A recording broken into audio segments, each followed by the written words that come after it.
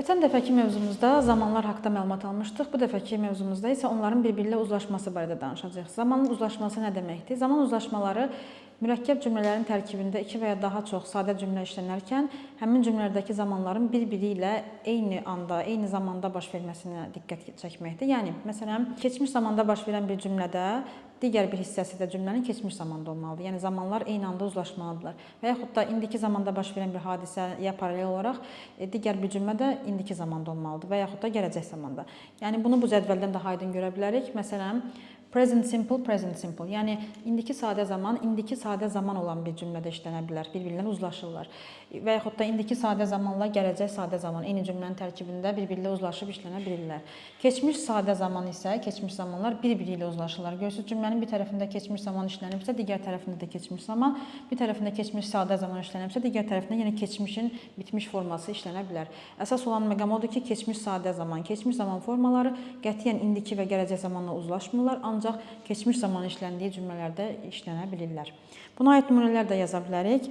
Məsələn, bu düsturda verildiyi kimi ortada bizə bəzi bağlayıcılarla qarşılaşa bilərik biz. Məsələn, when, as soon as, till, until, before, if.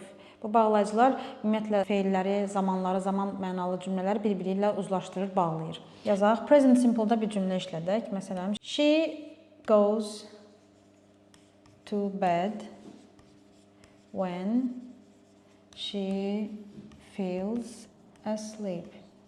Yəni, o yuxusu gələndə yatmağa gedir cümləsidir. Burada düsturda verilən bizə when bağlayıcısını görürük. Onu dairəyə alaq. Yəni, bizim diqqətimizi çəkməlidir. Ümumiyyətlə, testlərdə bizim bu diqqətimizi çəkməlidir. Test nümunələrində bağlayıcıları görəndə onları dairəyə alaq ki, bağlayıcının sağ və sol tərəfində hansı zaman formalarını işlətməli olduğumuzu bilək. Bağlayıcıdan sağ tərəfdə gördüyümüz kimi feels, present simple, yəni indiki sadə zaman işlənib. Bağlayıcının solunda da yenə goes feili, yəni present simple zamanda, indiki zaman formasında işlənibdir. İkinci bir cümlə, future simple, məsələn, gələcək zaman formasında bir cümlə yazaq. She will go to bed. Yəni, eyni cümlənin gələcək zaman forması. O yatmağa gedəcək. When she feels asleep. Yuxusu gələndə yatmağa gedəcək. Burada artıq gələcək zaman formasıdır və yenə when bağlayıcısını görürük. Ortada bağlayıcı var və onu dairəyə alırıq, diqqətimizi çəksin. Yenə də bir tərəfində indiki sadə zaman forması işlənibsə, bir tərəfində də gələcək zaman forması işlənə bilər. Yəni, cümlə doğrudur.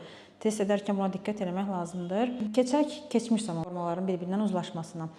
Bu düsturun tərəflərini bir-birindən uzlaşdıraq. Məsələn, birinci cümləni yazaq past simple formasında. Go feilinin keçmiş zamanı went'dir. She went to bed. O yatmağa getdi. When she feel feilinin keçmiş zaman forması felt'dir. When she felt asleep. Yəni, belə tərcümə olunur ki, o yuxusu gələndə yatmağa getdi deməkdir. Burada da yenə də diqqətimizi nə çəkəcək? When bağlayıcısı var, yoxlayırıq var və sağ tərəfinə baxırıq, keçmiş sadə zaman feili işlənibdir. Sol tərəfində də keçmiş sadə zaman feili işlənib. Yəni, keçmiş zaman formaları bir-birindən uzlaşıblar. Eyni mürəkkəb cümlənin tərkibində. Və sonuncu nümunə yenə də keçmiş zaman feili ilə bir keçmiş zaman formasının daha uzlaşmasıdır. Onu da nümunə göstərək. Məsələn, she. Past perfect zaman quruluşunu keçən dəfəki mövzuda öyrəndik ki, had feili ilə qururuq. Üstəgəl feili sifət 2. Go feilinin feili sifət 2 forması gone-dır. She had gone to bed. O yatmağa getmişdi. When she felt asleep.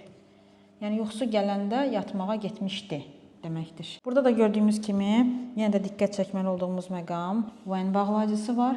Bir tərəfində keçmiş sadə zaman feili, digər tərəfində də ona uyğun olaraq uzlaşan keçmiş, bitmiş zaman feili var. Keçmiş zamanlar bu hər iki cümlədə gördüyümüz kimi sadəcə keçmiş zamanlarla uzlaşır. İndiki sadə zaman isə indiki sadə zaman və ya gələcək sadə zamanla uzlaşır.